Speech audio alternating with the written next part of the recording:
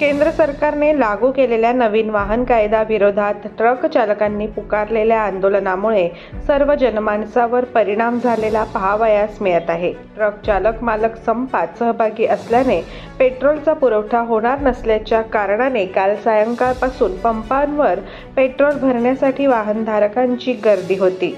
त्यामुळे आज बहुतांश पंपांवर पेट्रोल संपल्याचे बोर्ड लावण्यात आले आहे। ट्रक चालक मालक संघटनेने संप पुकारला आहे। यामुळे सर्वच वाहतूक क्षेत्रावर परिणाम झाल्याचे बघण्यास मिळत आहे। परिणामी विविध ठिकाणी इंधन खरेदी करण्यासाठी नागरिकांची पेट्रोल पंपांवर गर्दी होऊ लागली आहे। धुळे शहरात सकाळी 9 वाजेपासून गर्दी होण्यास सुरुवात झाली असून जोपर्यंत पेट्रोलचा साठा शिल्लक आहे तोपर्यंत पेट्रोल पंप सुरू राहणार असून यानंतर पेट्रोल पंप बंद करण्याची वेळ येऊ शकते असा अंदाज विक्रेत्यांतर्फे केला जात आहे।